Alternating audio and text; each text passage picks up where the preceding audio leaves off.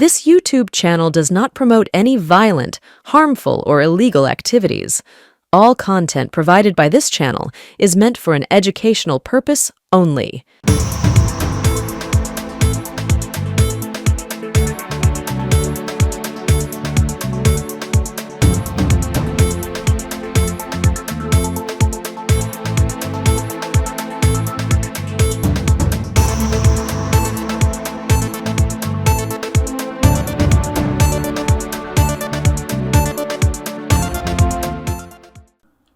NK ডিজিটালের প্রধান সম্পাদক মাননীয় প্রবীর বিশ্বাস আমাকে একটি সাবজেক্ট দিয়েছেন, সেটা হচ্ছে লোকসভাতে যে কাণ্ডটি আজকে ঘটেছে, অর্থাৎ শুক্রবার দিন যে কাণ্ডটি ঘটেছে, শুক্রবার এটা রেকর্ড করছি, সেইটে যেন আপনাদের কাছে বিস্তারিতভাবে বলি এবং লোকসভা রাজ্যসভার নিয়মকানুনগুলো যেন বলে দিই। এডিটর সাহেবকে আমার নমস্কার এবং তথাস্তু, আপনার কথা শিরোধার্য করছি। নমস্কার, আদাব। শুরু করছি। আজ লোকসভায় এমন কিছু কাণ্ড কারখানা হয়েছে এবং এমন কিছু কি বলা যায়, এমন কিছু ফ্যাসিজমের কাণ্ড কারখানা দেখা গেছে, যেটার জন্য তড়িঘড়ি এই লাইভটা করতে হচ্ছে। শুক্রবার দিনের একেবারে কেলেঙ্কারি বলা যেতে পারে। এবং সেখানে যে মাননীয় স্পিকার ওম বিড়লা এমন কিছু লুস্টক করেছেন যেটাকে বলে লিক করা, সেই লিকেজের ফলে একটা মস্ত বড় প্রশ্ন উঠে এসেছে যে গণতন্ত্র তাহলে কোথায়। তার আগে প্রবীরবাবুর বক্তব্য অনুযায়ী আপনাদেরকে জানাই যে লোকসভা কিভাবে হয়।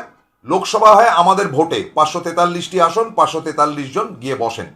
একদল যারা সরকার চালায় তারা ট্রেজারি বেঞ্চ, যারা উল্টো দিকে বসে থাকে তারা বিরোধী। আর একইভাবে রাজ্যসভাতে ডিসাইড করে সারা দেশের এমএলএরা যাকে ভোট দিয়ে পাঠাবেন, সেরকম 243 থেকে 44 জনকে পাঠানো হয়। রাষ্ট্রপতি কিছু সিলেক্ট করেন, এই নিয়ে 250 সামথিং একটা নাম্বার থাকে, সেটা রাজ্যসভা। আপার হাউস বলে রাজ্যসভাকে, লোয়ার হাউস বলে লোকসভাকে। এটা আপনাদেরকে জানিয়ে রাখলাম। এবার ব্যাপারটা হচ্ছে যে লোকসভাতে যিনি পরিচালনা করেন, যার কথা শেষ কথা অনেকটা জজ ব্যারিস্টারের মতন, তিনি হচ্ছেন ওম বিড়লা, অর্থাৎ মাননীয় স্পিকার। এবং রাজ্যসভা যিনি পরিচালনা করেন তিনি হচ্ছেন ভাইস প্রেসিডেন্ট অফ ইন্ডিয়া, যিনি আমাদের এখানে ছিলেন, ধনকর সাহেব, তিনি রাজ্যসভা দেখেন। এখন সমস্যা হয়েছে যে দুটি সভাতেই এমন দুই তথাকথিত ব্যক্তিত্বহীন, একেবারে নরেন্দ্র মোদী অমিত শাহর ইয়েস ম্যানকে বসানো হয়েছে, যারা তো পরিচালনা করতে পারেনি না।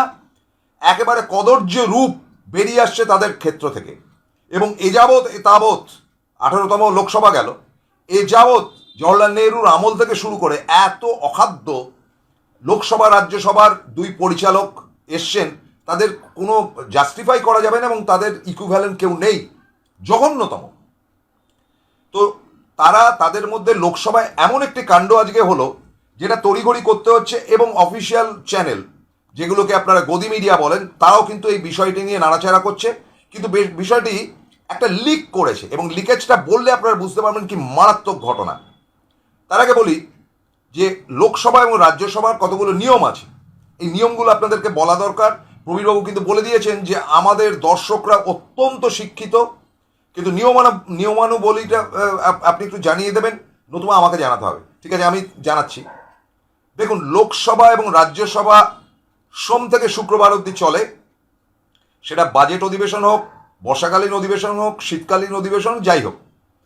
আর একটা স্পেশাল অধিবেশন হয়, সেটা হচ্ছে কি লোকসভায় নতুন নির্বাচিত সদস্যরা যখন আসেন তখন একটা সভা বসে। এই সভার নিয়ম হচ্ছে প্রথমে স্পিকার তৈরি হওয়া। এবার ভোটাভুটি হয়েছে এবং ভোটাভুটিতে এনডিএ জোটের স্পিকার স্থির হয়েছে ওই ওম বিড়লা। কাজের কাজ কিছু হয়নি, তিনি যথারীতি এসে হালুম হুলুম করছেন আর কি। এবং যেটা ঘটনা যে দুভাগে ভাগ করা হয় লোকসভা এবং রাজ্যসভার সময়টা। কিভাবে হয়? 11টা থেকে 12টা, সকাল 11টা থেকে দুপুর 12টা, এটা হচ্ছে গিয়ে কোয়েশ্চেন আনসার টাইম। অর্থাৎ বিভিন্ন সাংসদ যারা বিভিন্ন প্রান্ত থেকে এসছেন, ধরুন শতাব্দী রায়, তিনি প্রশ্ন রাখবেন হয়তো রোড অ্যান্ড ট্রান্সপোর্ট মন্ত্রী যিনি আছেন, অর্থাৎ নিতিন গডকরিকে তিনি হয়তো কোনো প্রশ্ন রাখবেন।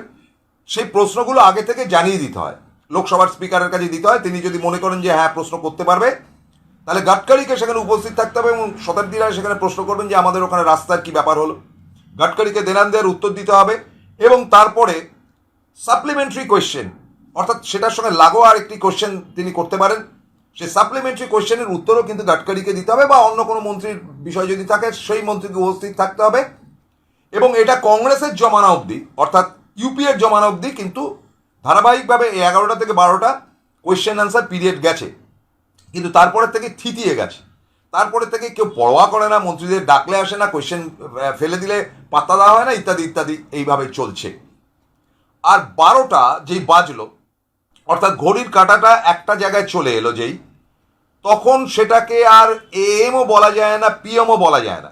12টা দুপুরবেলাও, 12টা রাত্রিবেলাও এএমও থাকে না, পিএমও থাকে না। 12টা এক যেই হয়ে যাবে অমনি সেটা পিএম হবে সকালে, আর বিকেলে সেটা হবে এএম। কিন্তু 12টা বাজলে সেটা জিরো হয়ে যায়, যার জন্য লোকসভা এবং রাজ্যসভায় ঠিক 12টা বাজলে সাবজেক্ট চেঞ্জ হয়ে যায় এবং সেটাকে বলে জিরো আওয়ার। তো যে কোনো সাবজেক্ট দেশের বা যে কোনো বিতর্কিত ব্যাপার, যে কোনো বিল পাস, এই সমস্তটাই কিন্তু হয় জিরো আওয়ারে। জিরো আওয়ারে যেই ঘটনাগুলো ঘটে সেগুলো মন্ত্রী থেকে প্রধানমন্ত্রী থেকে সকলেই সেটা নিয়ে আলোচনা করেন, তর্ক বিতর্ক হয়, ইত্যাদি ইত্যাদি। তো ঘটনা যেটা হয়েছে যে নতুন যে মন্ত্রিসভা তৈরি হলো বা নতুন সাংসদরা যে এলেন এবং শপথ নিলেন, নিয়ম হচ্ছে যে তাদের নিজ নিজ জায়গায় বসে প্রশ্ন উত্তর বা কোয়েশ্চেন আনসার পিরিয়ড এবং জিরো আওয়ার করার আগে রাষ্ট্রপতি এসে সেন্ট্রাল হল, যেখানে কিন্তু রাজ্যসভা এবং লোকসভা দুদিকেরই মেম্বাররা থাকে, তাদের সামনে ভাষণ দেন। সাধারণত তিনি যে ভাষণটি দেন সেটা তার সরকারের পক্ষেই থাকে। সেটা আমাদের পশ্চিমবঙ্গেও আমরা দেখেছি যে সরকারের পক্ষেই বক্তব্য রাখা হয় এবং সেটা বেশিরভাগ সময় বিরোধীদের কাছে কিন্তু গ্রহণযোগ্য হয় না। কিন্তু আমাদের রাজ্যে আমরা দেখেছি যে মমতা বন্দ্যোপাধ্যায় যখন রাজ্যপাল এসে ভাষণ দেন, তারপরে মুখ্যমন্ত্রী যে বক্তব্য রাখেন, প্রচণ্ড ডিস্টার্ব করা হয়। তার জন্য কিন্তু মমতা বন্দ্যোপাধ্যায় সেই ডিস্টার্বগুলোকে আটকান বা বিরোধীদের বক্তব্য রাখতে দেন।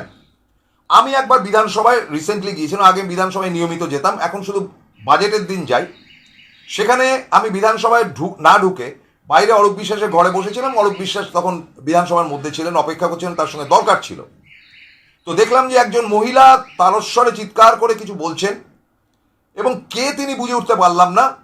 পরে দেখলাম তিনি অগ্নিমিত্রা পাল, বেরিয়ে এলেন মুখ্যমন্ত্রী, আমার সঙ্গে মুখোমুখি হতে কুশল বিনিময় করলেন, চলে গেলেন। অর্থাৎ এখানে কিন্তু অগ্নিমিত্রাকে স্পেস দেওয়া হলো ওই জিরো আওয়ার্সের মধ্যে, যে তিনি সরকারের বিরুদ্ধে কথা বলতে পারেন, এবং সেটা কিন্তু সকলে চুপটি করে শুনল, কারণ কোনো একটা সাবজেক্টের উপর আলোচনা হচ্ছে। এবার লোকসভায় যে মজাটা হয়েছে, রাষ্ট্রপতি বক্তব্য রেখে গেলে তারপরে 2 দিন বা 3 দিন রাষ্ট্রপতির ভাষণের উপর আলোচনা হয়, সমালোচনা হয়, হ্যাঁ, ধন্যবাদ জ্ঞাপন এটাকে বলা হয়। তো রাষ্ট্রপতি কালকে যে যে আলোচনা করেছে, আমার সরকার এই করেছে, আমার সরকার তাই করেছে, মাঝে মাঝে আওয়াজ এসছে, কারণ এখন লোকসভাতে কিন্তু বিরোধী ভীষণ শক্তিশালী। কিন্তু কালকে আর রাষ্ট্রপতি ভাষণের পর আর কোনো কিছু হয়নি, স্থগিত হয়ে গেছে, আজকে ফের শুরু হয়েছে। কিন্তু এরই মধ্যে একটি প্রশ্ন তুলেছেন অভিষেক বন্দ্যোপাধ্যায়, যেটা অত্যন্ত কিন্তু প্রয়োজনীয় বলে আমি মনে করি। অভিষেক বন্দ্যোপাধ্যায় প্রশ্ন তুলেছেন, এই যে ভোটাভুটি হলো, স্পিকারের ভোটাভুটি হলো, তাতে রাহুল গান্ধীরা বুঝলেন যে আমাদের লোকেরা মোটামুটি আমাদের দিকে আছে ওই ইয়েস নো এর মাধ্যমে, কিন্তু এক্স্যাক্টলি কজন আমাদের পক্ষে আছে সেটা কিন্তু কাউন্ট করা হলো না। সেটা শুধু একমাত্র ওম বিড়লা বুঝতে পারলেন। অভিষেক বন্দ্যোপাধ্যায় বাস্তবিকই প্রশ্ন তুলেছিলেন যে এটা ডিভিশন কেন করা হলো না, যে পক্ষে কজন বিপক্ষে কজন, সেটা কিন্তু করা হলো না। ওম বিড়লা না, তখন তো অবশ্য ওম বিড়লা ছিলেন না, তখন ভর্তহরি ছিলেন তখন ইয়েতে, স্পিকারের চেয়ারে। কিন্তু তিনিও বললেন না যে পক্ষে এতটা ভোট বিপক্ষে এতটা ভোট, তাতে করে দুটো পক্ষেরই সুবিধা হতো। এখন এর মধ্যে কোনো কিছু জালিয়াতি হলো কিনা, কোনো কিছু, সবই সম্ভব এই মন্ত্রিসভার পক্ষে, এভরিথিংস ইজ পসিবল, সেটা কিন্তু জানানো হলো না। ফলে অভিষেক বন্দ্যোপাধ্যায় যে বার্তাটি তুলেছেন সেটা একদম সঠিক বলে আমি মনে করি। তারপরে আলোচনা চক্রের পরে ওথ হলো, ওথ হওয়ার পর যে টুকরো টাকরা আলোচনা হচ্ছে, সে আলোচনার মধ্যে এর আগের দিন যখন একটুখানি কথাবার্তা হচ্ছে, তখন সেখানে ডিম্পল যাদব কিছু কথা বলছিলেন, হঠাৎ ওম বিড়লা উঠে দাঁড়ালেন এবং বললেন যে এইভাবে কথা বলবেন না, বলবেন না, চুপ করুন, চুপ করুন। ওম বিড়লা ব্যক্তিত্বহীন। তিনি সব থেকে ভালো হয় এই স্পিকারের পদটি ছেড়ে দিয়ে হিন্দিতে সন্দীপ রায়, সত্যজিৎ রায়ের পুত্র যদি ফেলুদা বানান, তাকে জটায়ুর রোলে মানাবে ভালো। ওই একদম ওই চেহারা, একদম ওই রকম একটা ব্যক্তিত্বহীন ওই গোছে। কিন্তু দাপট দেখাতে তিনি ছাড়েননি। তিনি বলেছেন আমি যখন একজন স্পিকার হিসাবে উঠে দাঁড়াবো তখন বুঝবেন যে আমি খুব খেপে গেছি, তখন আপনারা চুপ করে যাবেন। এটা আগামী 5 বছরের মধ্যে যেন না হয়। মস্তানের মতন কথা। কোনো স্পিকার এরকম অভদ্রচিত কথা বলতে পারেন ভাবা যায় না। কিন্তু মজাটা হয়েছে আজ, যেটা আপনাদের সামনে তুলে ধরছি। প্রবীরবাবু বলেছিলেন, আমিও বলছি, যে আমরা বলেছিলাম লোকসভা কিন্তু বানচাল হবে দিনের পর দিন, এবং সেটাতে ক্ষতিগ্রস্ত হবে কিন্তু বিজেপি, ক্ষতিগ্রস্ত হবে এনডিএ সরকার, বিল পাশ করানোর দূরস্থান, তাণ্ডব হবে। এবং ওই বের করে দিলাম 115 জনকে, 20 জনকে, সেই কারবারটি এবার আর হবে না। কিন্তু এছাড়াও আরও খেলা রয়েছে। কারণ অমিত শাহ যেখানে রয়েছে সেখানে কুবুদ্ধির তো অভাব নেই। তাকে অনেকে চাণক্য বলে, আমি মনে করি তিনি শকুনির মতন রোল প্লে করছেন, অর্থাৎ নেগেটিভ। কারণ আমাদের দেশে তার কল্যাণে ইডি সিবিআই এর কোনো মূল্য নেই। নির্বাচন কমিশন তিনি ব্যক্তিত্বহীন, কিভাবে চালালেন আপনারা জানেন।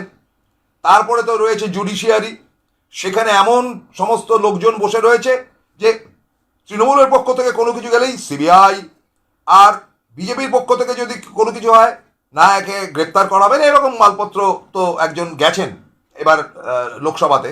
তার ব্যবহার যেমন অশোক ব্যামত গাঙ্গুলির কথা বলছি, তেমন তিনি কি করে জজ হলেন, মানে ঠিকই জায়গা আছে যেখানে ওম বিড়লা স্পিকারের পদে রয়েছে, সেখানে গাঙ্গুলির মতন বাজে লোককে ওই দর্শকের আসন, এই ইয়ের আসনে, সদস্যদের আসনে পাওয়াটাই স্বাভাবিক। এই রকম অশিক্ষিত লোকেই ভর্তি রয়েছে, অসুবিধা কিছু নেই। চলে আসি, আজকে যখন বক্তব্য রাখা হয়েছে যে রাষ্ট্রপতির ভাষণের উপর বক্তব্য রাখতে হবে, তখন রাহুল গান্ধী যখন বক্তব্য রাখতে উঠলেন সঙ্গে সঙ্গে তার মাইকটা মিউট করে দেওয়া হলো। রাহুল গান্ধী ভীষণ খেপে গেলেন। তিনি বললেন যে মিউট করে দিচ্ছেন কেন? এই মিউট করাটার খেলাটা কিন্তু শুরু করেছে মোদী সরকার, মানে বন্ধ করে দিচ্ছে।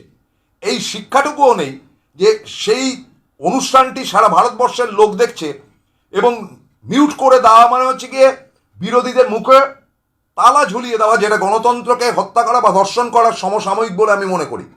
কারণ বিরোধীরা হচ্ছে আয়না, সরকারের আয়না হচ্ছে বিরোধীরা, এবং তাদের শব্দ মিউট করে দেওয়ার জাস্টিফিকেশন কিছু নেই, সেটা গণতন্ত্রের পক্ষে ব্যভিচার বলে আমি মনে করি। দেখুন যে মাইকগুলো আপনারা দেখেন, আমি আগে যেটা দেখেছিলাম যে সে মাইকের সামনে দুটো নব থাকে, একটা নব চাপ দিলে মাইকটা চালু হয়, এবং মাইকটা ভেরি পাওয়ারফুল। আপনি উঠে দাঁড়ালে মাইকটা যদি এখানেও থাকে তাহলেও আপনার শব্দ কিন্তু গমগম করে যাবে, এত পাওয়ারফুল। মানে পাশে কেউ ফিসফিস করে কথা বললেও যাবে। আরেকটা রয়েছে অফ করা যায়, অর্থাৎ আমি যখন বক্তব্য রাখতে আসছি তখন আমি মাইকটা অন করব, তারপরে হল্লাগুল্লা যাই হোক সমস্ত শব্দটাই জনগণের কাছে যাবে। জনগণ ভোট দিয়ে যাদেরকে পাঠিয়েছেন তাদের চরিত্রটা কিন্তু জনগণের সামনে উঠে আসবে, যে কে হল্লাগুল্লা করছে আর কে ডেমোক্রেসি করছে। সেখানে কিন্তু মিউট করে দেওয়া হচ্ছে। ইদানিং খুব দেখি বিভিন্ন এই গদি মিডিয়াতে সাউন্ড মিউট করে দেওয়া হয়, তৃণমূল কথা বলতে উঠলে বা কংগ্রেস কথা বলতে উঠলে মিউট করে দেওয়া হয়। এটা অসভ্যতা বলে আমি মনে করি। তাহলে সেরকম প্যানেল করবেন না যেখানে আপনার মনে হবে যে শুধু বিজেপি কথা বলবে, বিজেপির চামচারা কথা বলবে। যাকে আমি চ্যানেল নিয়ে কোনো প্যানেলের গল্প করতে চাই না, এগুলো ফালতু, বেকার, ছেড়ে দিন। এবারে কথাটা হচ্ছে মিউট করলেন কোন দুঃসাহসে ফের? এত বড় স্ট্রেংথেন একটি বিরোধী যাদের 232 এবং তার সঙ্গে আরো সংযোজিত হয়ে প্রায় 240-এর কাছাকাছি চলে গেছে, তখন এই প্রশ্নের উত্তরে তারপর মাইকটা চালু হয়েছে। ওম বিড়লা মারাত্মক কথা বললেন আমার টেবিলে এসে দেখুন, আমার এখানে কিন্তু কোনো সুইচ নেই যেটা দিয়ে আমি অফ করতে পারি বা অন করতে পারি। অর্থাৎ লুজ স্টক হয়ে গেছে। এই যে পেপার লিক নিয়ে প্রশ্নটা উঠেছিল, পেপার লিক কি করে হচ্ছে, নিটের কি হবে এদের ভবিষ্যৎ, এটা সাবজেক্ট ছিল রাষ্ট্রপতির। কাজেই রাহুল গান্ধী কেন, অভিষেক, প্রত্যেকেই সাবজেক্ট তুলতেই পারেন, তোলা উচিত, কিন্তু তুলতে দেওয়া হলো না। এবার স্পিকার বলছেন দেখুন আমার হাতে কোনো বাটন নেই যে আপনার শব্দটা আমি মিউট করতে পারি। লুজ স্টক হয়ে গেছে। ওই পেপার লিকের মতন লিক করে ফেলেছেন একটা ভুল কথা মাননীয় ওম বিড়লা। এবার আমার প্রশ্ন হচ্ছে যে তাহলে সেই বাটনটা কার কাছে আছে? আপনি তো সর্বে সর্বা, আপনি কাউকে থামাতে পারেন, কাউকে ওঠাতে পারেন, কাউকে বসাতে পারেন, আপনি বের করে দিতে পারেন। সাউন্ড মিউট করার দায়িত্বটা কে নিল? একটা ডেমোক্রেটিক কেন্দ্রে যেটা আইনসভা বলা হয়, সেই আইনসভাতে সাউন্ড মিউট কে করছে? তাহলে ধরে নিতেই হবে যে মোদি রাজের মধ্যে সাউন্ড মিউট করার কেউ কেউ রয়েছে।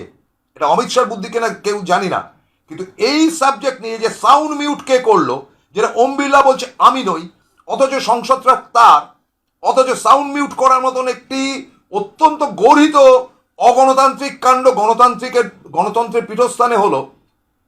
আমি আবেদন করব তৃণমূল সাংসদ যারা ফিরে এসছেন, আজকে সকালবেলায় পার্থ ভৌমিকের সঙ্গে কথা হচ্ছিল, তারা অবশ্যই সোমবার দিন চেপে ধরবেন যে আপনার সাউন্ডটা মিউট করার দায়িত্বটা কে নিয়েছে, এই ডেমোক্রেসিকে হত্যা করার দায়িত্বটা কে নিয়েছে। সাউন্ড মিউট করার দায় যখন ওম বিড়লা নিচ্ছে না, তাহলে ভেতর থেকে কেউ করছে, কে করাচ্ছে? পিএমও থেকে করানো হচ্ছে, নরেন্দ্র মোদীর ইনস্ট্রাকশনে হচ্ছে, না অমিত শাহর ইনস্ট্রাকশন হচ্ছে প্রয়োজনে সিবিআই তদন্ত হোক? কারণ আমরা তাদেরকে ভোট দিয়ে পাঠিয়েছি, ছ্যাবলামি করবার জন্য নয়। সুতরাং সাউন্ড মিউটের এই নকশা ভয়ের চোটে তাড়াতাড়ি আবার চালু হয়ে গেছে, কিন্তু এই অপরাধটি গর্হিত অপরাধ, যেটা ওম বিড়লা বলছে যে সাউন্ড মিউট আমি করিনি, তাহলে করলো কে? তদন্ত করে দেখা হোক গণতন্ত্রের পীঠস্থানে। এই বক্তব্যই রেখে আমার বক্তব্য শেষ করছি। ফলে আপনারাও কিন্তু প্রত্যেকে কমেন্ট বক্সে কমেন্ট লিখবেন, এবং এই সাউন্ড মিউটের মতন ভয়ঙ্কর অগণতান্ত্রিক সাবজেক্ট বলেই তড়িঘড়ি আপনাদের সামনে এসেছিলাম, নিয়মকানুন সব আপনাদের বলে দিলাম। শেষ করছি, নমস্কার।